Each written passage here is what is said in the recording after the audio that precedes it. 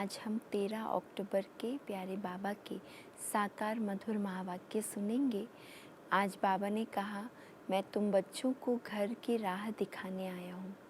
तो जितना आप आत्माभिमानी होकर रहेंगे, आपको वो राह स्पष्ट नज़र आएगी, है ना। राह तो सामने है लेकिन स्पष्ट नहीं है, अर्थात आत्माभिमानी स्थिति हमारी कमज़ोर है। और बाबा ने कहा कि इस समय तुम्हें कोई भी आश नहीं रखनी है, क्योंकि अभी तुम वनवाह में हो, है ना। तो संतुष्ट रहना है। तो बाबा ने संतुष्ट जो रहते हैं ऐसे बच्चों को टाइटल दिया संतोषी देवी। तो इसलिए हम सभी को संतुष्टता की देवी बनकर रहना है, तो सतयुग में हम फिर भरपूर हो जाएंगे। आज की मुरली का सार है, मीठे बच्चे बाबा आए हैं तुम्हें घर की राह बताने। तुम आत्माभिमानी होकर रहो तो ये राह सहज देखने में आएगी। प्रश्न है, संगम पर कौन सी ऐसी नॉलेज मिली है जिससे सतयुगी देवताएं मोह जीत कहलाए। उत्तर, संगम पर तुम्हें बाप ने अमर कथा सुनाकर अमर आत्मा की नॉलेज दी। ज्ञान मिला, ये अविनाशी बना बनाया ड्रामा है। हर एक आत्मा अपना अपना पार्ट बजाती है। वह एक शरीर छोड़ दूसरा लेती है, इसमें रोने की बात नहीं। इसी नॉलेज से सतयुगी देवताओं को मोह जीत कहा जाता। वहाँ मृत्यु का नाम नहीं। खुशी से पुराना शरीर छोड़ नया लेते हैं। पुरानी चीज़ छोड़ने में दुख थोड़े ही होता है, खुशी खुशी से पुरानी चीज़ को छोड़ा जाता है। तो सतयुगी देवताएं भी मोह जीत है, क्योंकि जानते हैं कि आत्मा भी एक शरीर छोड़ नया शरीर लेगी। गीत है नयनहीन को राह दिखाओ। ओम शांति। मीठे मीठे रूहानी बच्चों प्रति रूहानी बाप कहते हैं कि राह तो दिखलाता हूँ, परंतु पहले अपने को आत्मा निश्चय कर बैठो। देही अभिमानी होकर बैठो तो फिर तुमको राह बहुत सहज देखने में आएगी। भक्ति मार्ग में आधा कल्प ठोकरें खाई है। भक्ति मार्ग की अथाह सामग्री है। अब बाप ने समझाया है, बेहद का बाप एक ही है। बाप कहते हैं, तुमको रास्ता बता रहा हूँ। दुनिया को ये भी पता नहीं कौन सा रास्ता बताते हैं। मुक्ति जीवन मुक्ति, गति सतगति का। मुक्ति कहा जाता है शांति धाम को। आत्मा शरीर बिगर कुछ भी बोल नहीं सकती। कर्मेंद्रियों द्वारा ही आवाज़ होता है, मुख से आवाज़ होता है। मुख ना हो तो आवाज़ कहाँ से आएगा। आत्मा को ये कर्मेंद्रियाँ मिली है कर्म करने के लिए। रावण राज्य में तुम विकर्म करते हो, ये विकर्म छी कर्म हो जाते हैं। सतयुग में रावण ही नहीं तो कर्म अकर्म हो जाते हैं। वहाँ 5 विकार होते नहीं, उसको कहा जाता है स्वर्ग। भारतवासी स्वर्गवासी थे, अब फिर कहेंगे नरकवासी। विषय वैतरणी नदी में गोता खाते रहते हैं, सब एक दो को दुख देते रहते हैं। अब कहते हैं बाबा, ऐसी जगह ले चलो जहाँ दुख का। अब कहते हैं बाबा, ऐसी जगह ले चलो जहाँ दुख का नाम ना हो। वह तो भारत जब स्वर्ग था तब दुख का नाम नहीं था। स्वर्ग से नरक में आए हैं, अब फिर स्वर्ग में जाना है। ये खेल है। बाप ही बच्चों को बैठ समझाते हैं। सच्चा सच्चा सत्संग यह है, तुम यहाँ सत बाप को याद करते हो, वही ऊंचते ऊंच भगवान है। वो है रचता, उनसे वर्षा मिलता है। बाप ही बच्चों को वर्षा देंगे। हद का बाप होते हुए भी फिर याद करते हैं, हे भगवान, हे परम पिता परमात्मा, रहम करो। भक्ति मार्ग में धक्के खाते खाते हैरान हो गए हैं। कहते हैं, हे बाबा, हमको सुख शांति का वर्षा दो। ये तो बाप ही दे सकते हैं, सो भी 21 जन्म के लिए। हमने तो एक जन्म के लिए मांगा है, लेकिन बाबा आकर 21 जन्मों के लिए दे देते हैं। हिसाब करना चाहिए, सतयुग में जब इनका राज्य था तो ज़रूर थोड़े मनुष्य होंगे। एक धर्म था, एक ही राजाई थी। उनको कहा जाता है स्वर्ग सुखधाम। नई दुनिया को कहा जाता है सतो प्रधान, पुरानी को तमो प्रधान कहेंगे। हर एक चीज़ पहले सतो प्रधान, फिर सतो रजो तमो में आती है। छोटे बच्चे को सतो प्रधान कहेंगे। छोटे बच्चे को महात्मा से भी ऊंच कहा जाता है। महात्माएं तो जन्म लेते फिर बड़े होकर विकारों का अनुभव करके घर बार छोड़ भागते हैं। छोटे बच्चों को तो विकारों का पता नहीं है, बिल्कुल इनोसेंट है, इसलिए महात्मा से भी ऊंच कहा जाता है। देवताओं की महिमा गाते हैं सर्वगुण संपन्न। साधुओं की ये महिमा कभी नहीं करेंगे, है ना। साधु तो सब अनुभव करके घर बार का गृहस्थ का फिर जाते हैं, तो उनको सर्वगुण संपन्न या संपूर्ण निर्विकारी तो टाइटल नहीं दे सकते। बाप ने हिंसा और अहिंसा का अर्थ समझाया है। किसको मारना, इनको हिंसा कहा जाता है। सबसे बड़ी हिंसा है काम कटारी चलाना। देवताएं हिंसक नहीं होते, काम कटारी नहीं चलाते। बाप कहते हैं, अब मैं आया हूँ तुमको मनुष्य से देवता बनाने। देवता होते हैं सतयुग में, यहाँ कोई भी अपने को देवता नहीं कह सकते। समझते हैं हम नीच पापी विकारी हैं, फिर अपने को देवता कैसे कहेंगे। इसलिए हिंदू धर्म कह दिया है। वास्तव में आदि सनातन देवी देवता धर्म था। हिंदू तो हिंदुस्तान से निकाला है, उन्होंने फिर हिंदू धर्म कह दिया है। तुम कहेंगे हम देवता धर्म के हैं तो भी हिंदू में लगा देंगे। कहेंगे हमारे पास कॉलम ही हिंदू धर्म का है ना। उनके लिखत में तो देवी देवता धर्म का कॉलम ही नहीं रहता है, हिंदू धर्म का ही रहता है। पतित होने के कारण अपने को देवता कह नहीं सकते हैं। अभी तुम जानते हो हम पूज्य देवता थे, अब पुजारी बने हैं। पूजा भी पहले सिर्फ शिव की करते हैं, फिर व्यभिचारी पुजारी बने। बाप एक है, उनसे वर्षा मिलता है। बाकी तो अनेक प्रकार की देवियाँ आदि है, उनसे कोई वर्षा नहीं मिलता। इस ब्रह्मा से भी तुमको वर्षा नहीं मिलता। एक है निराकारी बाप, दूसरा है साकारी बाप। साकारी बाप होते हुए भी हे भगवान, हे परमपिता कहते रहते हैं। लौकिक बाप को ऐसे नहीं कहेंगे, तो वर्षा बाप से मिलता है। पति और पत्नी हाफ पार्टनर होते हैं तो उनको आधा हिस्सा मिलना चाहिए। पहले आधा उनका निकाल, बाकी आधा बच्चों को देना चाहिए। परंतु आजकल तो बच्चों को ही सारा धन दे देते हैं। कोई कोई का मोह बहुत होता है, समझते हैं हमारे मरने के बाद बच्चा ही हकदार रहेगा। आजकल के बच्चे तो बाप के चले जाने पर माँ को पूछते भी नहीं। कोई कोई मात्र स्नेही होते हैं, बहुत कोई थोड़े ऐसे बच्चे हैं आज के समय में जो माता पिता का इतना रिगार्ड, इतना सम्मान रखते हैं। वरना अगर पिता शरीर छोड़ दे तो कई बच्चे बाबा कहते माँ को पूछते भी नहीं हैं।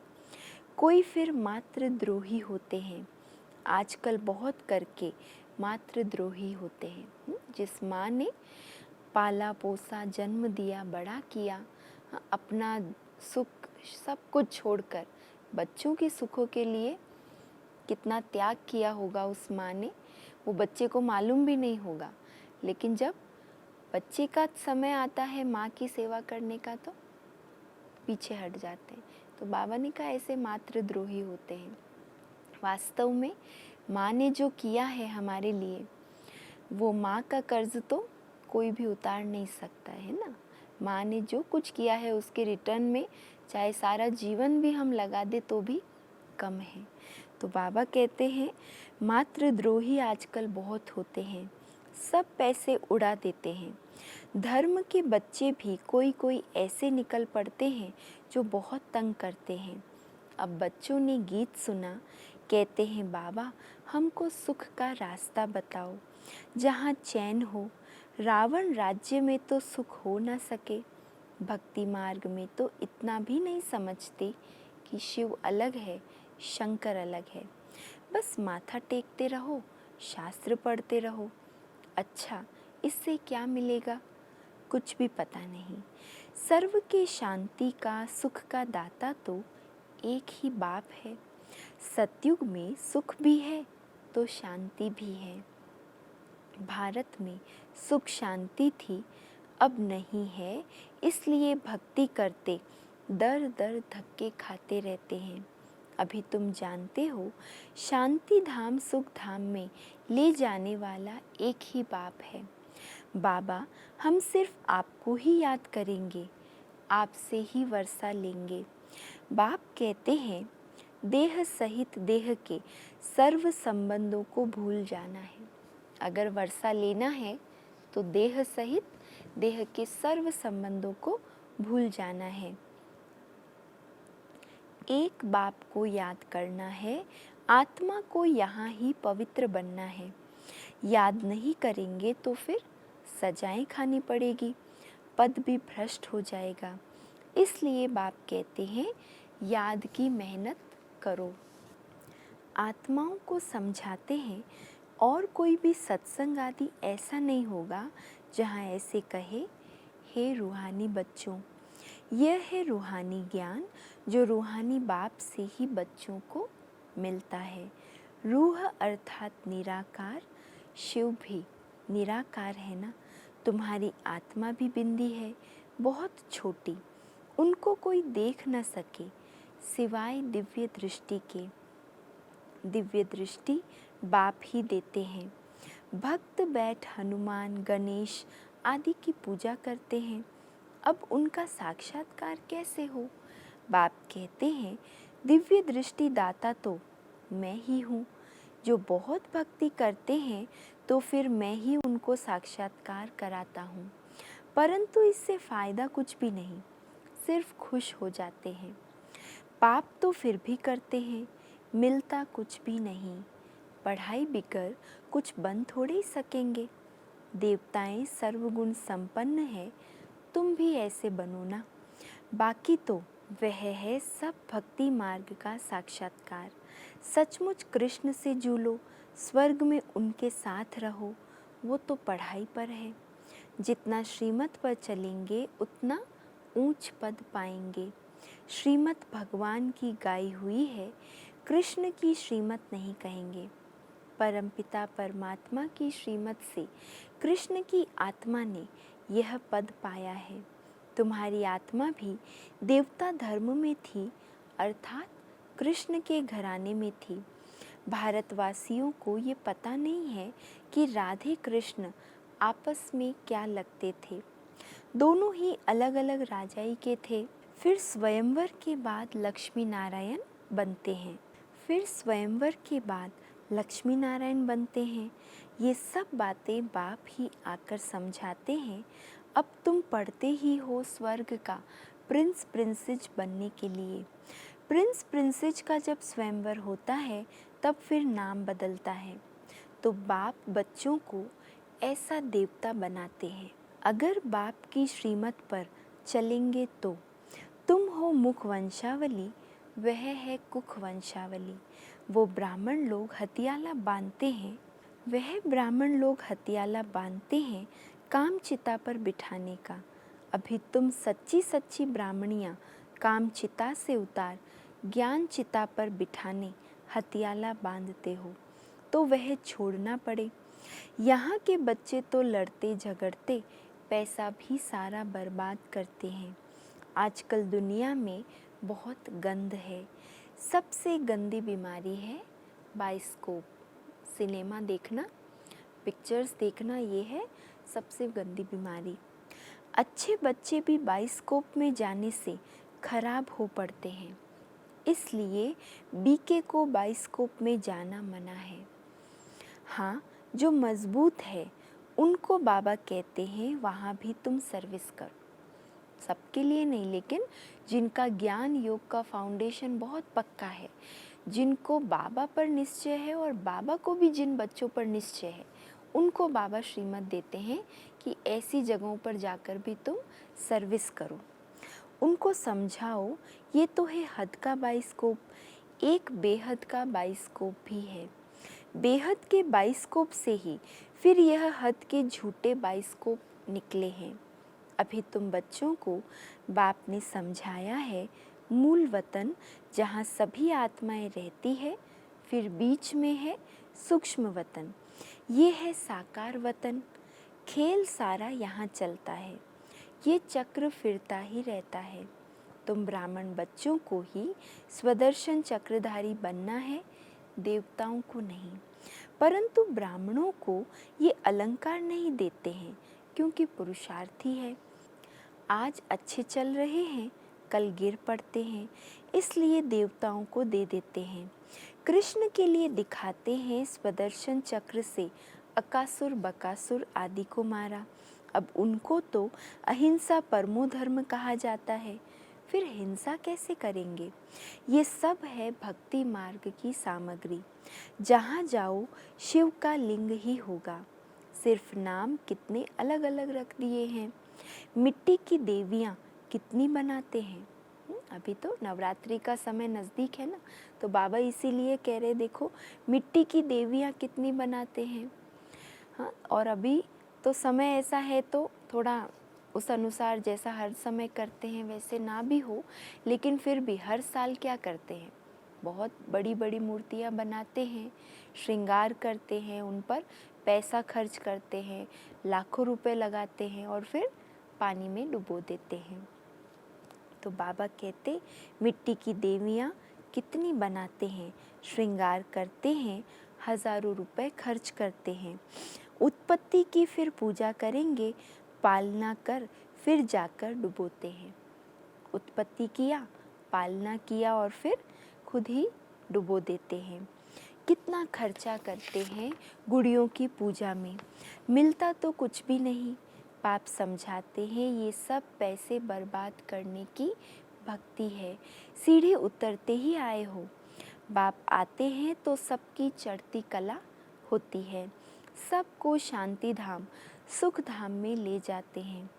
पैसे बर्बाद करने की बात नहीं। फिर भक्ति मार्ग में तुम पैसे बर्बाद करते करते इंसॉल्वेंट बन गए हो। सॉल्वेंट इंसॉल्वेंट बनने की कथा बाप बैठ समझाते हैं।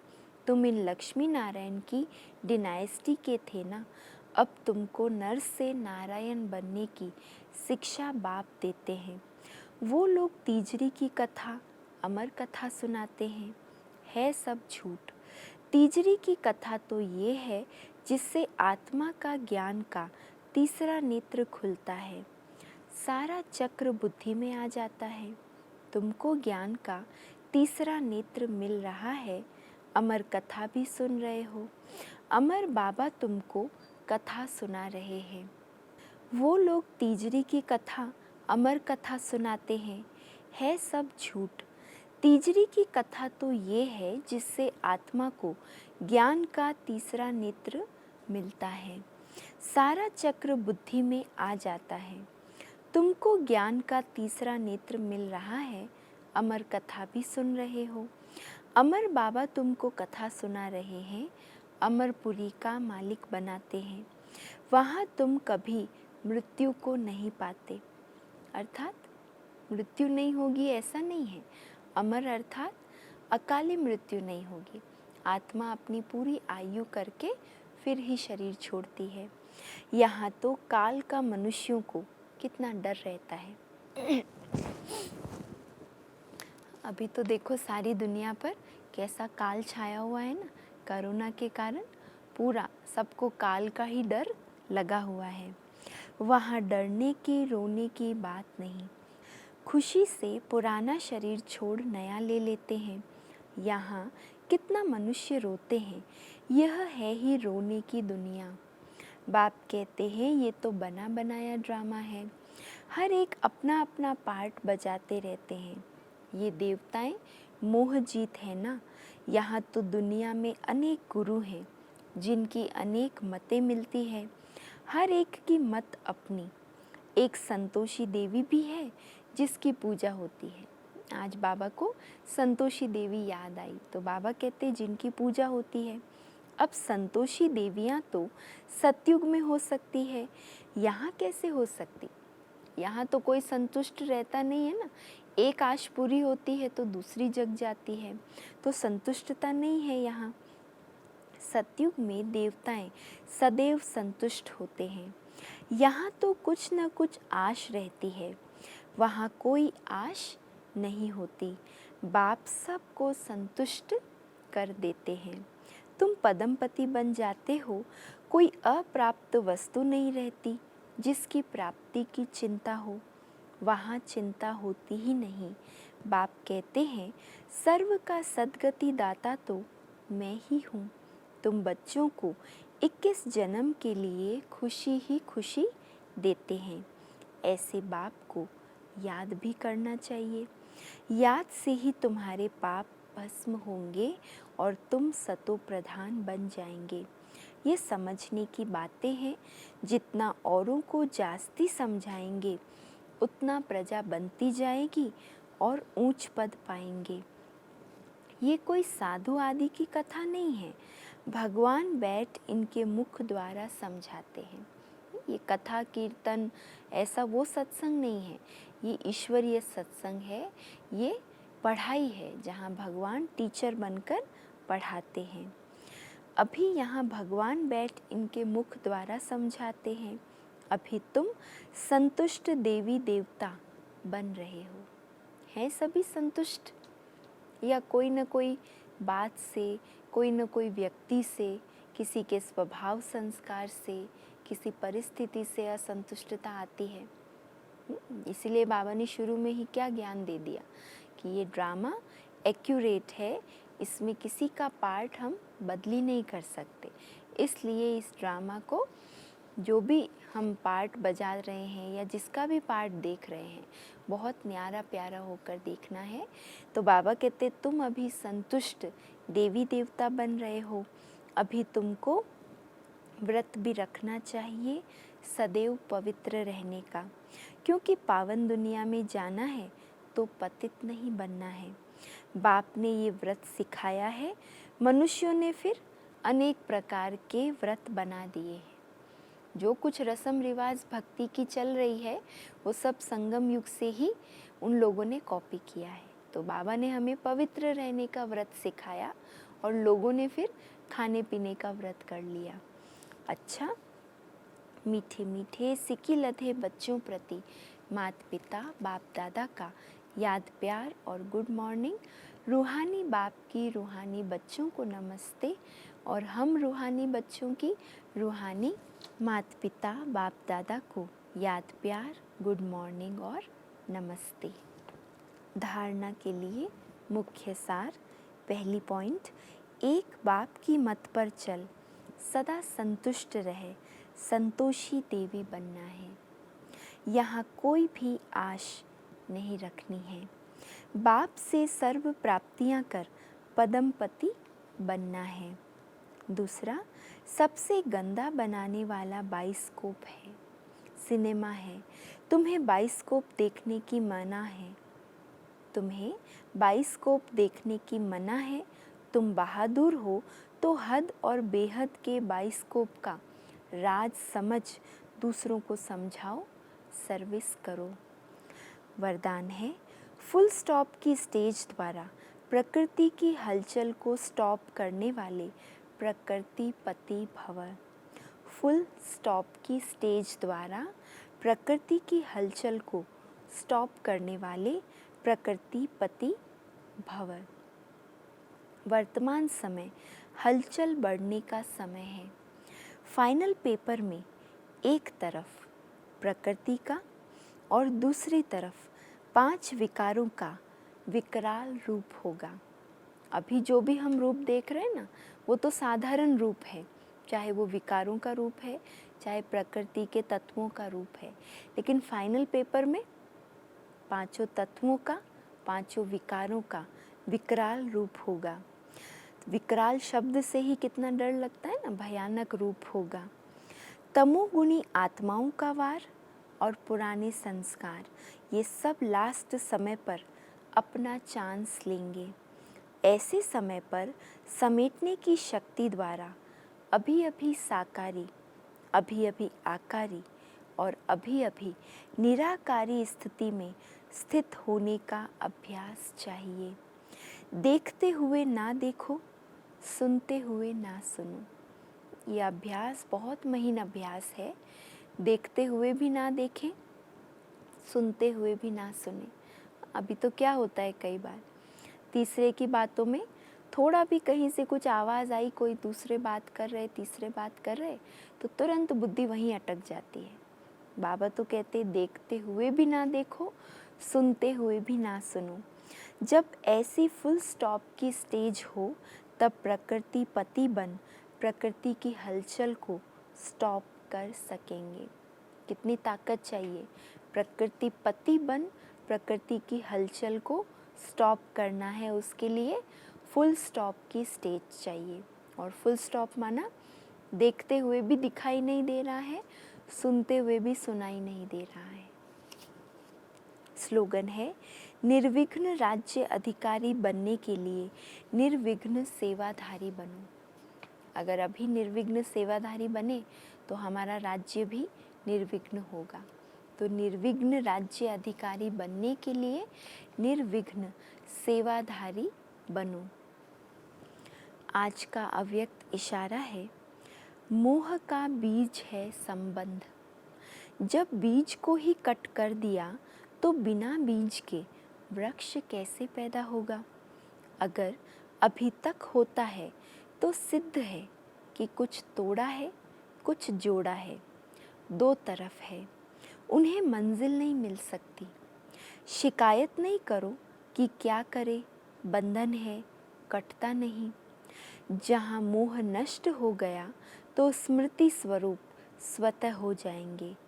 फिर कटता नहीं, मिटता नहीं, ये भाषा खत्म हो, सर्व प्राप्ति स्वरूप हो जाएंगे।